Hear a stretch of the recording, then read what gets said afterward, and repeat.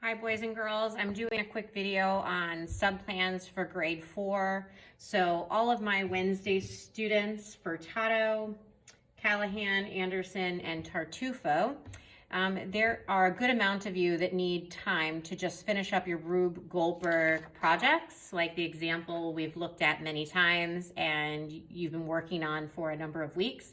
I'm going to go over a few final touches for the expectations on what exactly do you need for your Rube Goldberg drawing to be complete. Once you do complete it, there's a second project we'll get to choose from. But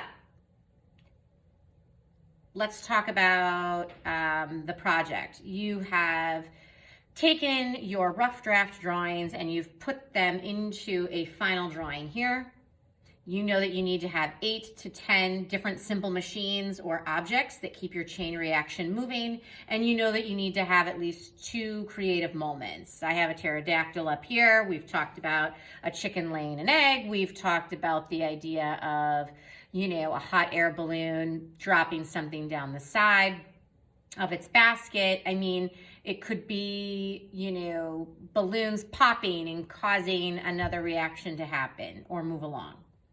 Now, I would imagine most of you have your entire drawing placed on your final sheet of paper, and now it's all about color.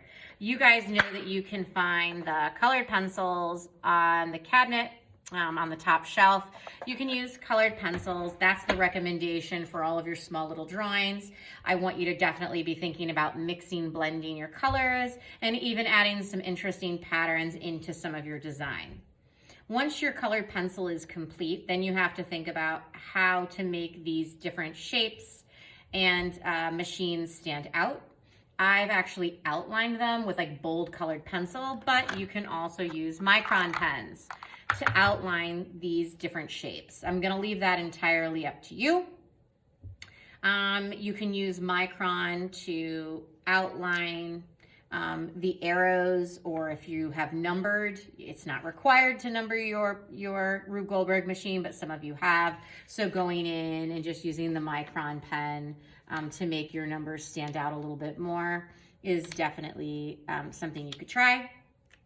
And then think about how you're gonna get your design to really pop out. You can always use Sharpie markers to outline big shapes, or I've used a Sharpie marker here to, outline the head, and I've used some other regular markers to just kind of really bold up this large shape. I've added some interesting color patterns just for the fun of it.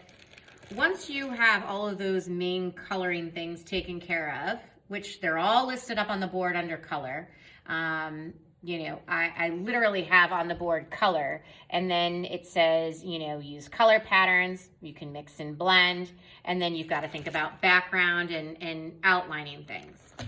This background, I have this blue tray that's on the top shelf. You guys have seen this blue tray before. It's just computer paper. You can always grab a piece, and then you grab the box of broken crayons. And remember how I said you can test out background colors by using the side of your crayon and then, mixing and blending. Let's try blue with yellow as an example, or maybe some blue and some light green. You can try some different color combinations, whatever you're wanting to try.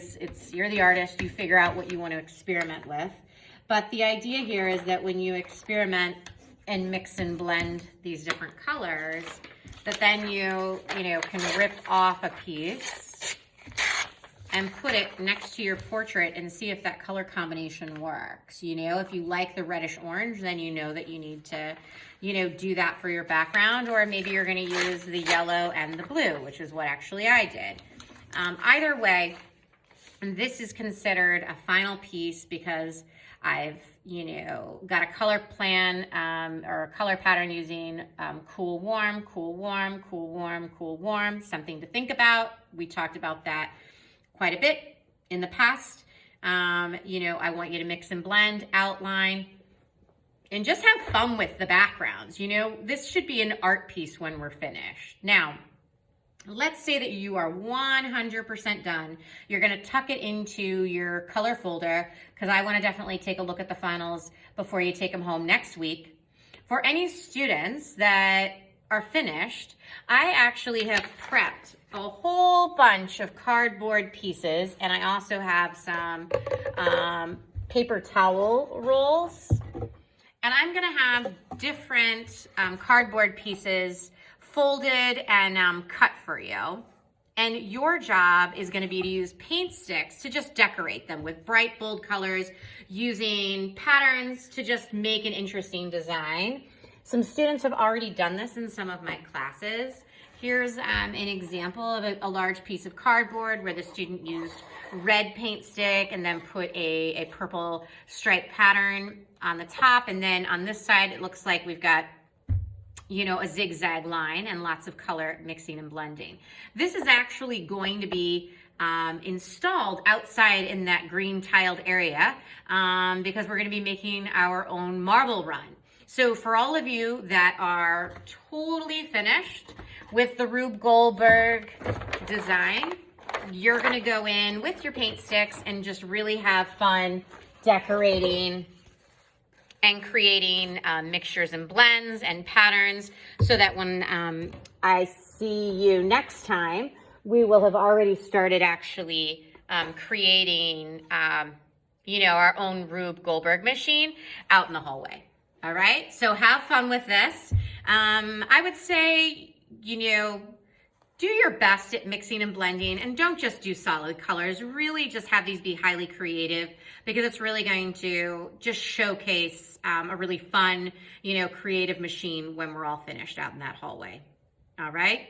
If you finish one or two of these within the class time, you know, you can always move into Sketchbook.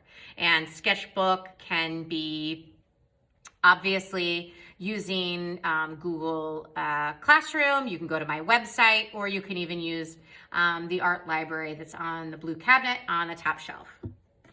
All right, I want you to have fun, be on your best behavior, and I will see you next Wednesday.